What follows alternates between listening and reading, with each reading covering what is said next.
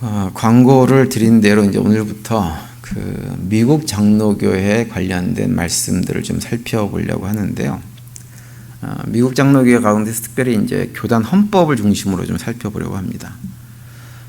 보통 법 그러면 굉장히 좀 딱딱하게 느껴지기 때문에요. 대부분 사람들이 좀 관심을 갖지 않고 멀리 하려고 하는 경향이 굉장히 많이 있죠. 그래서 또 한편으로는 뭐 그거 몰라도 우리가 일상생활하고 신앙생활 하는데 크게 지장도 별로 안 받는데 꼭 굳이 그런 것들을 알아야 될 필요가 있느냐고 생각하는 경향들이 많이 있습니다. 그런데 문제는 평소에는 사실 법이라고 하는 것이 몰라도 큰 불편함이 없지만 어떤 특별한 상황, 특정한 상황이 되어지면 그 법을 제대로 모르는 것 때문에 큰 어려움을 겪게 되는 경우들이 발생되어집니다. 그리고 또 결국은 또 그런 것들을 잘 모르기 때문에 특별히 공동체 안에서는 그 법을 제대로 몰라서 이런저런 갈등이 시작되어지고 다툼이 일어나고 결국은 교회가 크게 분란이 일어나서 깨어지게 되는 경우도 굉장히 많이 일어납니다. 그래서 평소에 별로 필요가 없다고 생각해서 우리가 법을 무시하고 관심을 두지 않고 있게 되어지면 그거는 우리한테 여러 가지로 유익이 되지 않는 일입니다. 우리가 미국에 살면서 집을 사고 팔 때가 덜어 있죠. 많이 있는데요. 혹시 그동안에 미국에 사시는 동안에 집을 사고 팔다가 사기를 당하셔가지고 큰 손실을 입으셨던 경험이 있으신 분이 혹시 계세요? 미국에 사시는 분들은 거의 그런 일이 일어나지 않습니다. 근데 한국에서 들려오는 이렇게 소식을 들어보면 집을 사고 팔고 특별히 뭐 전세를 이렇게 하고 뭐 이런 과정에서 사기를 당해가지고 큰 돈을 이렇게 잃어버리고 고생하고 그것 때문에 상처받고 하는 분들이 굉장히 많은 것 뉴스에서 자주 들립니다. 근데 이제 한국에서는 그런 일들이 많이 일어나고 미국에서는 그런 일들이 거의 일어나지 않는 이유가 무엇 때문이라고 생각을 하세요? 여러 가지 원인이 뭐 있을 수 있겠지만 그 가운데 하나는 뭐냐면 미국은 부동산에 관련된 모든 문제를 다룰 때 그 분야에 전문적인 지식을 가진 변호사들이 개입돼서 그 모든 문제를 주도합니다. 근데 한국은 그냥 서류 작성, 집을 사고 팔 때 서류 작성하는 정도 수준의 지식을 가진 중개인들이 집 거래를 주도합니다. 이게 큰 차이점이에요. 미국에는 변호사가 집을 사고 팔 때 모든 걸 주도를 해가지고 집을 사고 파는 과정에서 조금이라도 파는 사람이나 사는 사람이 불법이나 잘못된 문제나 이런 문제가 생겨가지고 은행에도 그렇고 개인에게도 그렇고 큰 손해가 날 수 있는 그런 상황이 없는지를 아주 주도 면밀하게 다 살펴봅니다. 그리고 나서 변호사가 생각할 때 이건 문제가 전혀 없다라고 하면 클로징 데이트를 잡고 집을 클로징해서 팔고 사게끔 하게 만들어요. 그래서 미국에서는 집을 사고 파는 과정에서 뭐 사기를 당했네 이런 일들을 우리가 얘기를 거의 들어보지를 못합니다. 모르겠어요. 그런 일들이 또 있는지 모르겠는데 저는 미국에 살면서 한 번도 그런 얘기를 들어본 적이 없어요. 근데 한국 같은 경우는 그냥 거의 서류 작성하는 수준의 어떤 지식을 가진 중개인들이 집을 사고 팔 때 모든 것들 다 책임지고 합니다. 그러니까 미국식으로 얘기하면 그 리얼터들이 집을 사고 팔 때 모든 법적인 문제를 책임지고 다 다루는 거예요.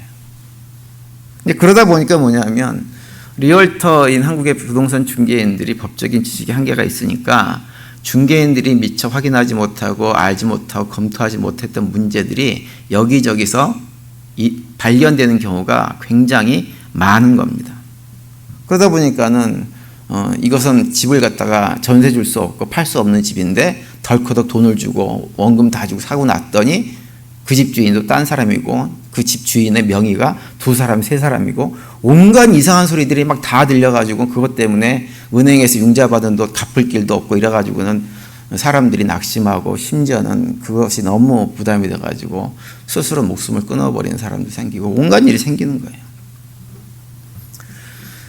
그래서 우리가 평소 법이라고 하는 것이 우리가 일상의 삶을 살 때는 크게 나한테 뭐 영향이 있을까 싶은 생각이 들지만 사실은요, 우리가 법이 우리 일상생활에 굉장하게 밀접하게 관련이 있는 것입니다. 그래서 우리가 법을 무시해서는 안 돼요. 제가 그 교단에 관한 공부를 하자고 하면서 특별히 이제 교단 헌법을 중심으로 말씀을 드리려고 하는 이유도 그런 이유입니다.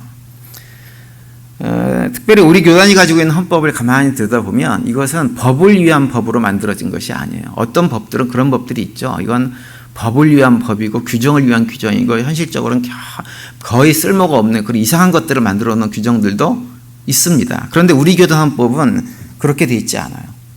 우리 교단 헌법 내용을 보면 우리가 미국 장로교회라고 하는 그런 교단에 소속이 되어 있으면서 우리의 개인적인 신앙과 교회 공동체를 어떻게 하면 보다도 건강하게 잘 세워나갈 것인지를 가지고 고민하고 그럴 목적으로 헌법이 만들어졌다고 하는 것을 알 수가 있습니다. 그래서 우리가 미국 장로교회가 이제 미국 사람들이 주로 백인들이 거의 90% 이상 되는 이런 교단에 우리가 소속돼 있다고 해가지고 그 법은 미국 사람들이 만든 법인데 우리 한인교회하고 맞겠어? 안 맞지? 이런 생각을 가지고 무시하고 그것을 미국 사람들이나 지키라고 하고 우리는 우리대로 따로 만들어서 법을 지켰고 규정을 만들어 시키고 라고 이렇게 하기보다는 교단 헌법에 관심을 가지고 최소한 교단 헌법에서 얘기하는 것이 무엇인지를 좀 숙지할 때 우리가 받는 유익이 훨씬 더 많아집니다. 훨씬 더.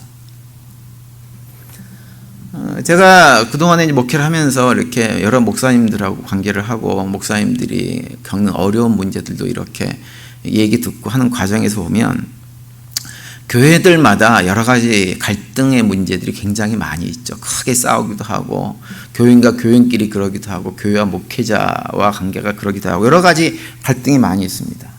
근데 저는 이제 다른 교단은 모르겠어요. 다른 교단은 모르겠고 미국 장로교회 안에만 놓고 볼 때 저는 우리 한인교회들도 미국 장로교회가 가지고 있는 북어보다라고 하는 그 책에 따라서 교회를 운영하게 되어지면 교회에서 일어날 수 있는 이런저런 문제의 80% 90% 이상은 다 사라지게 되어집니다.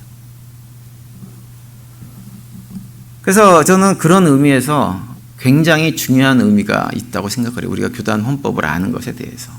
그래서 얼마의 시간이 될지는 잘 모르겠어요. 얼마의 시간이 될지는 아마 10월달, 11월까지는 공부를 우리가 해야 되지 않을까 싶은데요. 수요일마다 해야 될 텐데 어쨌든 시간이 좀 들어도 충분하게 우리가 시간을 투자할 만한 가치가 있으니까 잘 좀 따라와 주시고 이제 법 이런 걸 갖다 하면 이게 재미가 없어서요. 그렇지 않아도 재미없게 설교하는 이규훈 목사가 법을 얘기하니 졸릴 수 있습니다. 그러니까는 졸리지 않도록 정신 바짝 차리시고 제 얘기를 들어주시면 대단히 감사하겠습니다. 우리 미국 장로교회 헌법을 보면 그 1부와 2부로 나누어져 있습니다. 구분되어 있습니다. 1부는 뭐라고 얘기하냐면 신앙고백서라고 되어 있고요. 2부는 규례서라고 되어 있어요. 그렇게 되어 있어요. 제가 이게 파워포인트를 올려주셨더니 집사님께서 틀어주기 시작하셨네요. 이렇게 되어 있습니다. 그래서 일부 신앙고백서는 어떤 내용이 들어있냐면 우리 미국 장로교에 소속된 교인들이 믿는 것이 무엇인지 어떠한 믿음의 고백 위에서 우리 교회가 조직되어져 있는지를 갖다가 얘기해 줍니다. 그리고 2부 규례서는 뭐냐면 그런 믿음의 고백 위에서 성도들이 교회 공동체를 세워나갈 때 교회를 어떻게 조직하고 운영하면서 건강한 교회 공동체를 세워나갈 것인지를 구체적으로 설명해 주고 있는 것이 규례서입니다. 근데 1부와 2부가 다 중요해요. 그래서 우리가 미국 장로교에 소속된 교인들이면 1부에는 어떤 내용이 들어있고 2부에는 어떤 내용이 들어있는지를 어느 정도 알아야 됩니다. 100% 완벽하게 이걸 달달달 외우고 있을 필요는 없겠지만 그래도 기본적인 것은 알고 있어야 우리한테 유익하게 되어집니다. 그렇게 되어지면 앞서도 말씀드렸듯이 교회가 겪고 있는 이런저런 문제들 8, 90%는 사라지고요. 교회가 편안하게 될 수 있습니다. 제가 저희 교회 오기 전에 이제 그 알라바마 있을 때 우리 미국 장로교에서 어떤 목사님 한 분이 계셨어요. 근데 이분이 한국에서 오신 지 얼마 안 돼서 그 미국 장로교에 속한 한인교회에 이렇게 부임을 하셨습니다. 그래서 제가 이제 교단 헌법에 대해서 나름대로는 공부를 좀 했다는 소식을 어디서 들으셨는지 저한테 전화를 하셔가지고 자꾸 이제 교단 헌법에 대해서 물어보고 자문을 구하고 그렇게 하셨었거든요. 근데 이분이 재밌는 게 뭐냐면 저한테 묻기는 잘 물으시면서 실제로 교회를 갖다가 이렇게 운영하고 이렇게 교인들하고 이 얘기하고 어떤 회의를 진행하고 할 때는 우리 교단과 아무런 관계없이 한국에서 배운 거에서 그대로 가져와 가지고 자꾸 적용을 해 가지고 우리 교단 헌법은 그 사이에 뭔가 자기를 합리화할 수 있는 어떤 것을 끼워 넣는 형태로만 자꾸 사용하려고 애를 쓰시는 거예요.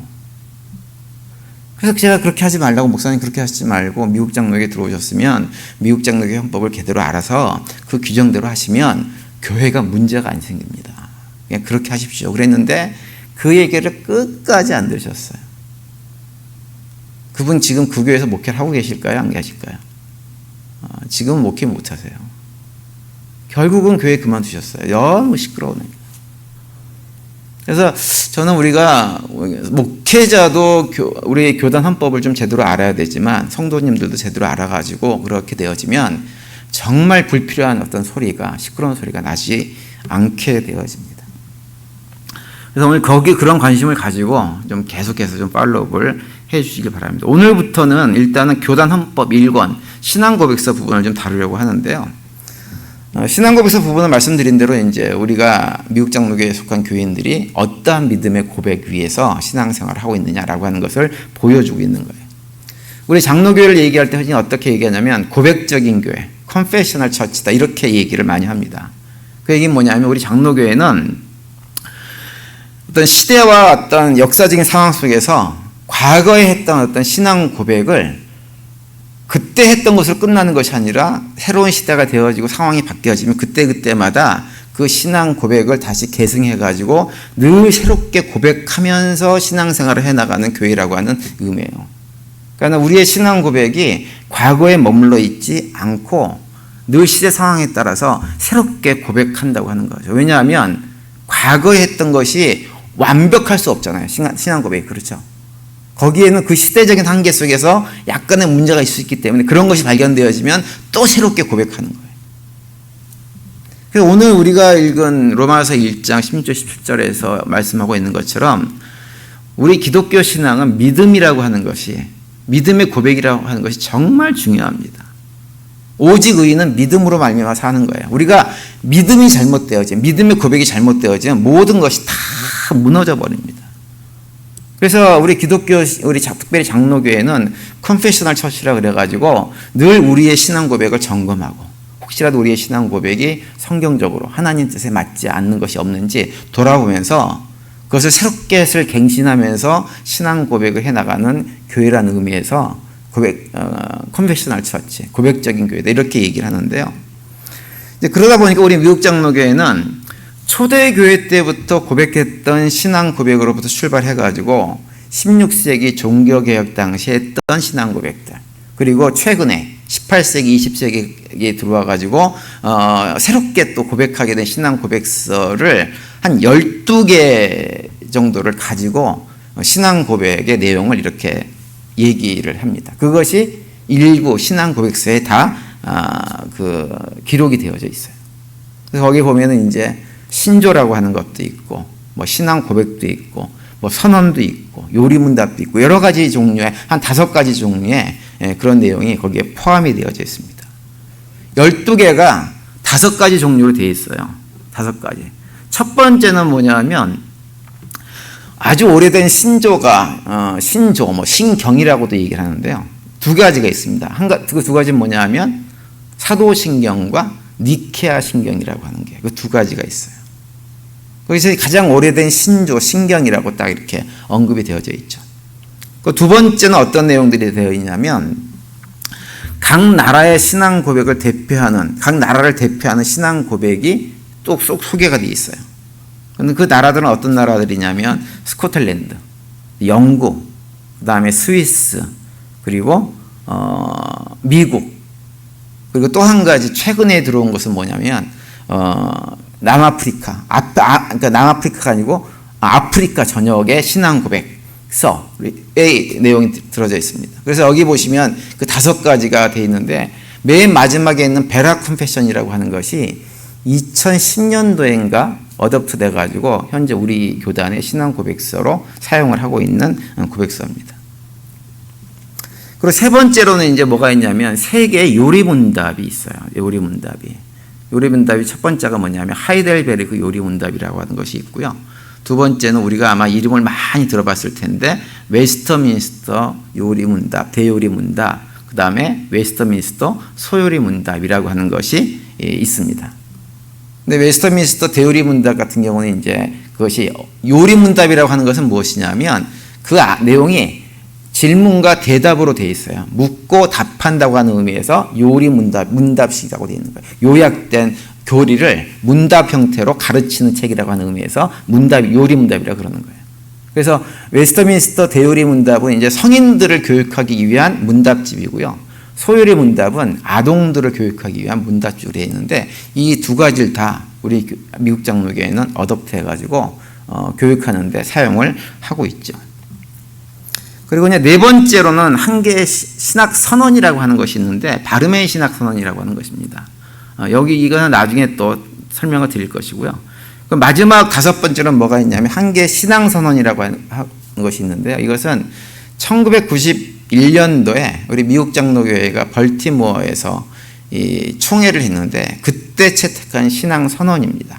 그래서 이제 그렇게 해가지고 총 12개의 어떤 신앙 고백서가 있고 그것이 5개로 구분이 되어지는데 이 12개를 앞으로 몇 주 동안에 그 내용이 구체적으로 어떤 내용인지 무엇이 강조되고 있는지 그래서 우리 교단이 이것을 어댑트할 때 받아들일 때 무엇에 강조점을 두고 받아들이는지 이런 설명들을 좀 드리려고 합니다. 이걸 알면 우리가 앞으로 신앙생활을 해나갈 때 이런 점을 강조점을 두고 신앙생활을 나가야 되겠구나라고 하는 것들을 우리가 분명하게 알 수가 있게 되어집니다. 이제 그 12개 신앙 고백들 가운데 신경으로 분류된 2개가 이제 말씀드린 대로 사도신경과 니케아 신경이라고 하는 것입니다. 근데 신경과 신앙 고백이 좀 차이가 있어요. 신경은 어떤 것이냐면 이런 거예요.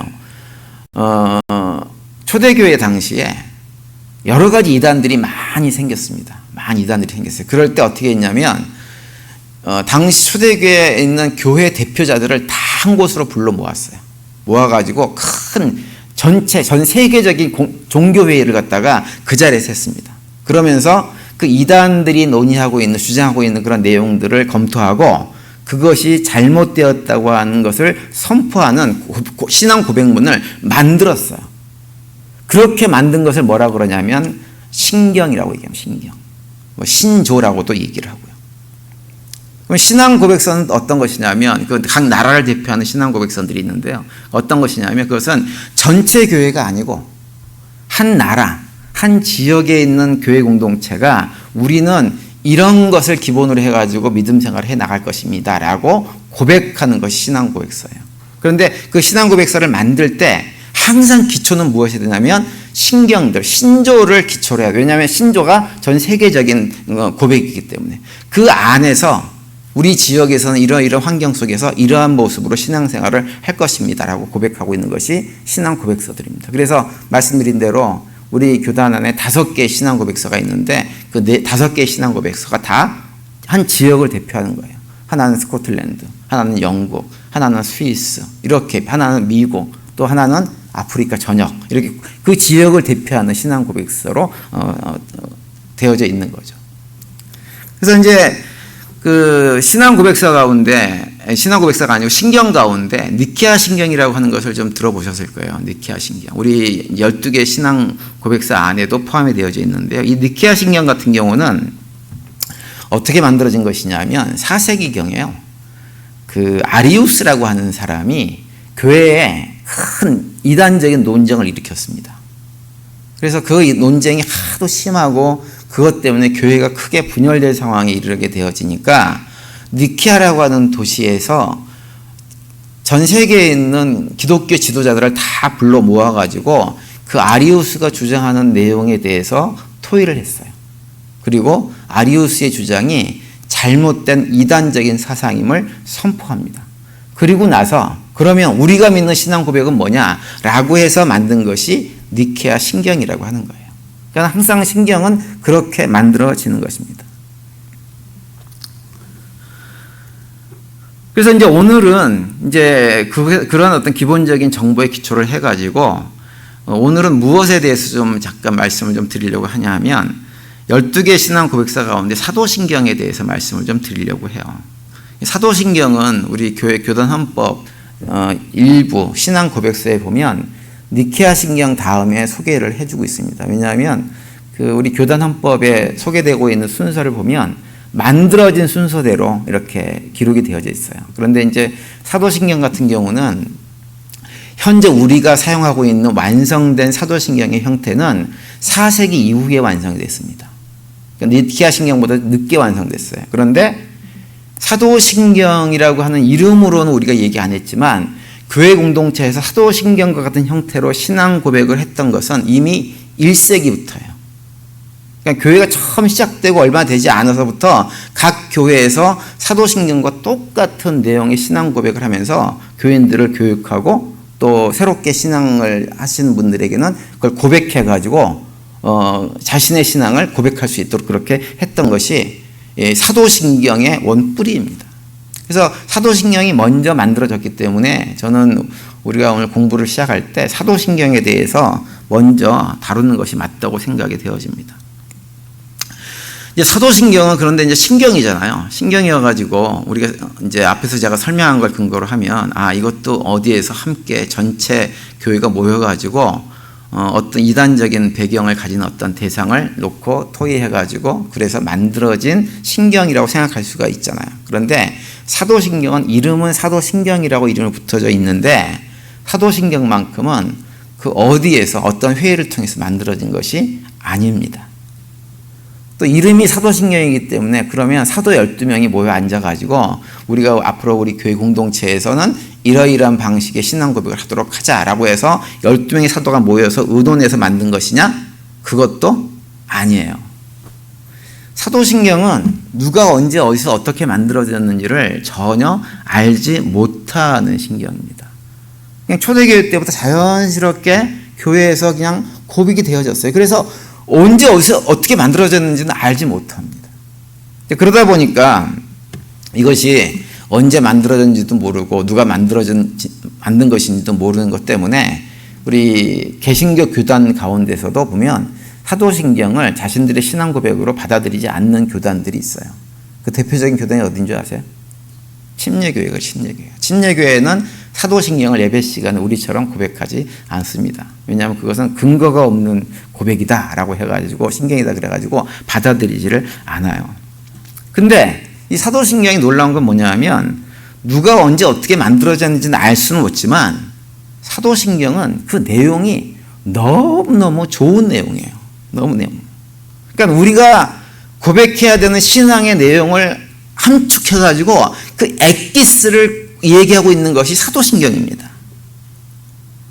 그래서 이제 사도신경을 얘기할 때 왜 사도신경을 사도신경이라고 하느냐? 사도들이 만든 것은 아니지만 사도들이 가르치고자 했던 핵심 메시지가 이 안에 다 들어있기 때문에 그것을 사도신경이라고 부르는 측면이 굉장히 많이 있습니다. 놀라울 정도로 명확합니다. 우리의 신앙의 내용이 무엇인지. 그리고 아주 간결하게 정말 무엇과도 비교할 수 없을 만큼 아주 탁월성을 가진 간결함을 가지고 아주 정확한 순서에 의해서 그걸 다 고백을 딱 해놓고 있어요. 그것이 사도신경의 내용입니다.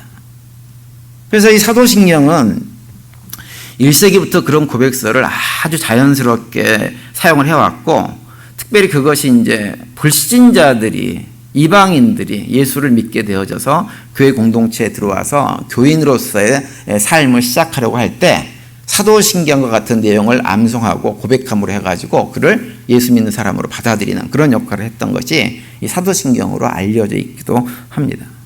그래서 우리가 사도신경을 정확하게 알고 있는 것이 우리는 굉장히 중요한 것이고 그걸 암송하고 매주일 반복하는 것이 우리한테는 굉장히 중요한 일이라고 할 수가 있는 거죠. 그래서 이제 사도신경의 내용을 좀 그런 의미에서 살펴보면 시작은 무엇부터 시작하나요? 성부 하나님에 대한 고백으로부터 시작하죠. 그리고 중간에 성자 예수님에 대한 고백으로 이어지고 마지막에 성령 하나님에 대한 고백으로 마무리가 되어지는 것이 사도신경입니다. 사도신경의 처음 앞부분이 뭐예요? 전능하사 천지를 만드신 하나님 아버지를 내가 믿사오며 라고 얘기하면서 성부 하나님에 대한 고백은 그 한 줄로 끝이 납니다. 근데 이 천지를 만드신 아버지 하나님을 믿는다고 하는 이 고백이 아버지에 대한 모든 고백인 거예요. 아버지에 대한 다른 고백이 필요가 없어요. 그분이 천지를 만드셨다고 하는 것은 무엇이냐? 모든 만물의 주인이 그분이시고 모든 만물이 그분의 뜻대로 살아갈 때 그 삶이 진짜 복되어진다라고 하는 것을 고백하는 것입니다. 그것이 천지 만물을 지으신 창조주 아버지 하나님을 내가 믿사오니라고 하는 고백 속에 담겨져 있는 거예요. 그래서 이 고백을 하는 사람들은 세상 사람들이 자신들이 스스로 법이 돼가지고 자기 생각대로 살아가는 삶을 사는 것을 거부하는 거예요. 내가 이제 그런 삶은 거부하고 내가 이 땅을 살아갈 때 철저하게 천지 만물을 창조하신 그 아버지, 나를 만드신 그 아버지께서 내가 살기를 원하는 그 삶의 방향이 있는데 그 삶의 방향으로 살아갈 때 내 인생에 가장 복된 인생이 될 수 있다고 하는 그런 고백 가운데 고백하는 것이 무엇이냐? 천지를 만드신 창조자 아버지 하나님을 내가 믿는다라고 하는 고백 속에 담긴 고백의 내용인 것입니다. 그래서 우리가 주일날 이 고백을 할 때마다 마음속에 새겨야 돼요. 그냥 후룩 지나가는 것이 아니라 정말로 내가 천지 만물을 창조하신 그 아버지, 그분이 내 삶의 주인이고 그분이 내가 걸어가야 될 길이 무엇인지, 가장 좋은 길이 무엇인지를 아시는 분이기 때문에 그분의 가르침대로 내가 삶을 살겠노라라고 하는 고백이 늘 있어야 되는 거죠. 그것이 성부 하나님에 대한 사도신경 첫 번째 부분의 고백의 내용인 것입니다. 그리고 이제 두 번째 내용이 성자 예수님에 대한 내용이죠. 성자 예수님, 동정녀 마리아, 성육신의 사건으로부터 시작해가지고 고난과 죽음에 대한 고백, 또 십자가에서의 죽음과 부활, 승천, 그리고 재림이기까지 얼마나 그 내용이 일목요연하게 잘 정리가 되어져 있는지 모릅니다. 그것이 이제 사실은 사도신경에서 가장 중요한 부분으로, 가장 많은 분량으로 기록이 되어져 있죠. 성육신 사건은 무엇이 중요하냐면요. 성육신 사건이 만약에 아니고 동정녀 탄생이 아니라고 한다면 예수님은 우리의 죄를 대속할 수 있는 근거가 사라지게 되어집니다. 그러니까는 예수님께서 동정녀 마리아에게서 나셨다고 하는 고백은 무엇이냐면 그 예수님이 왜 우리의 죄를 대속할 수 있는 분인가라고 하는 것을 얘기하는 거예요. 예수님은 어떠한 몸을 가지고 이 세상에 태어나셨냐면 아담과 하와가 처음 하나님에 의해서 창조되었을 때 입었던 그 똑같은 몸을 가지고는 태어나셨어요. 그런데 아담과 하와가 타락한 이후에 인간들에 의해 씨에 의해서 만들어진 육신, 타락한 육신을 입고 태어난 분은 아니라고 하는 것이 동정녀 탄생에 대한 고백인 것입니다. 다른 거예요. 그래서 예수님은 우리처럼 아담과 하와가 그랬던 것처럼 똑같이 시험 받을 수 있어요.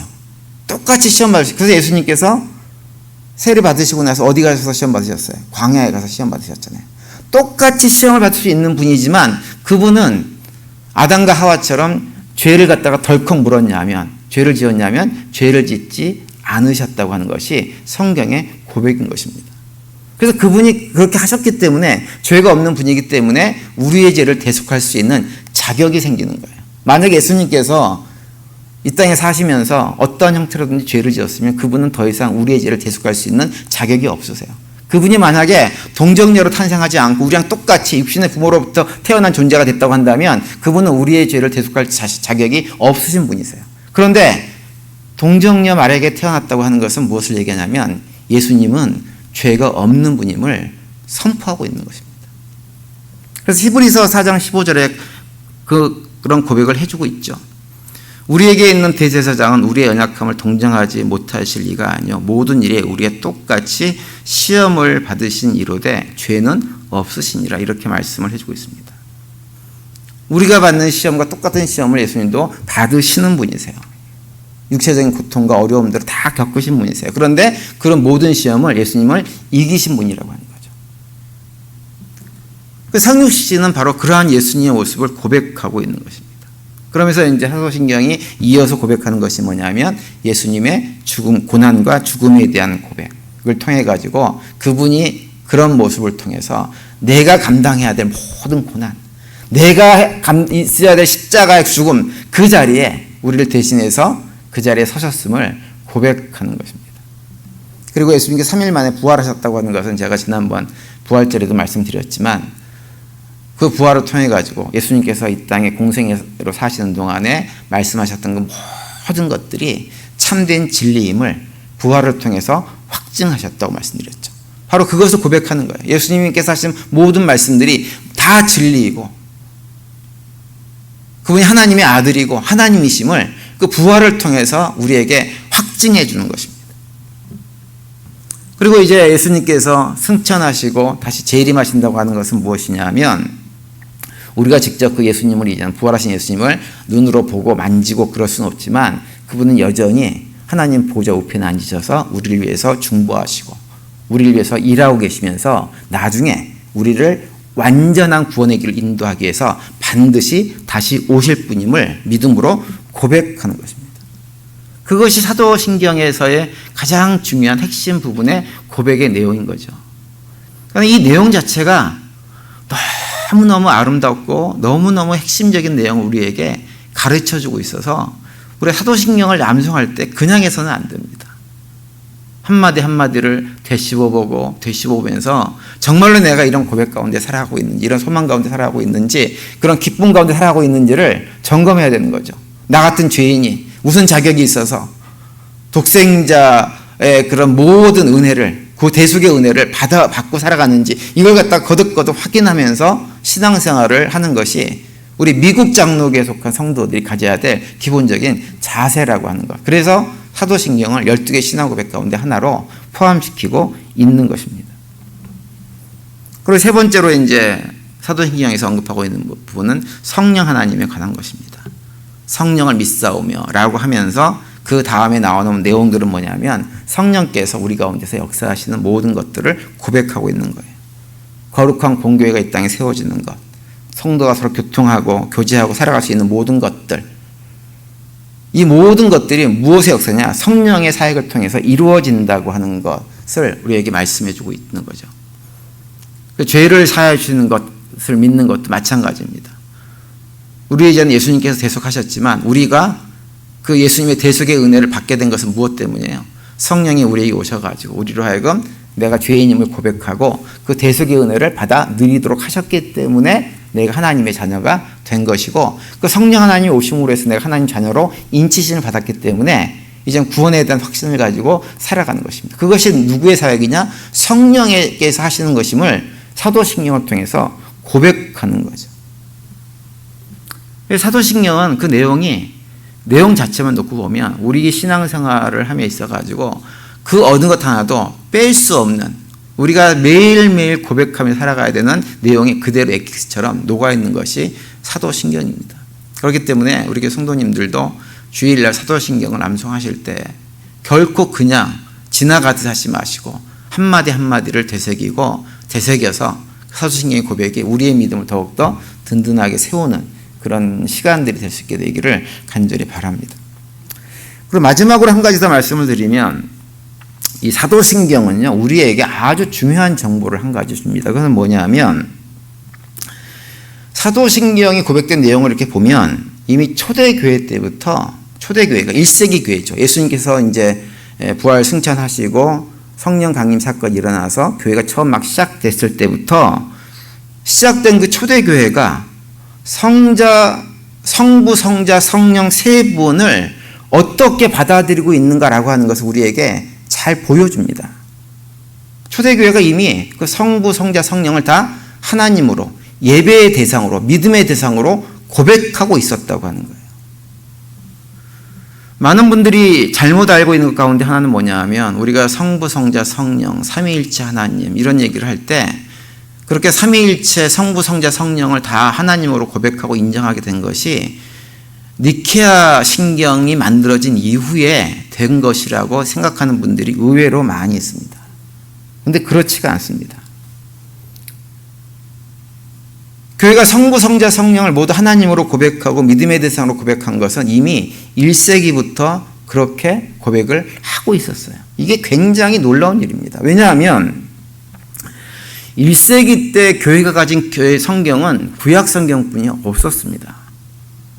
지금 우리가 가지고 있는 신약 성경은 물론 복음서나 사도 바울이 기록한 서신서들이 회람 형태로 교회에서 일권이 있었지만 그런 서신서들이 성경으로 확정된 건 4세기 와서예요. 초대교회가 시작되어지고 한 400년이 지난 다음에 완성된 거예요. 그러니까 1세기 때 교회는 구약 성경이 유일한 성경이었습니다. 근데 우리가 잘 알듯이 구약 성경을 보면 반복해서 강조하는 것이 무엇이냐면 온 우주 만물 가운데 하나님은 오직 한 분뿐이 안 계신다고 하는 거예요. 그걸 강조합니다. 대표적인 말씀이 신명기 6장 4절과 5절 말씀이죠. 이렇게 되어 있죠. 이스라엘아 들으라. 우리 하나님 여호와는 오직 유일한 여호와시니 너는 마음을 다하고 뜻을 다하고 힘을 다하여 내 하나님 여호와를 사랑하라. 이렇게 말씀합니다. 여호와는 유일하신 분이세요. 한 분뿐이 안 계세요. 그러니까 우리의 믿음의 대상은 한 분뿐이 안 계시다고 하는 거죠. 또 이사야 44장 6절에 보시면 이렇게 말씀합니다.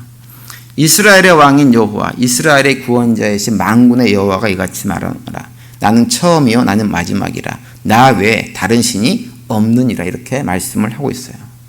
그 외에도 구약 성경을 보면 하나님 외에는 다른 신이 없다고 하는 것을 반복해서 강조합니다. 그러면서 그 다른 신을 섬기거나 예배하거나 믿음의 대상으로 삼지 말라라고 경고하고 계세요. 근데 초대교회 성도들도 특별히 유대인 크리스찬 같은 경우는 이런 내용을 너무나 잘 알고 있는 그런 내용이에요.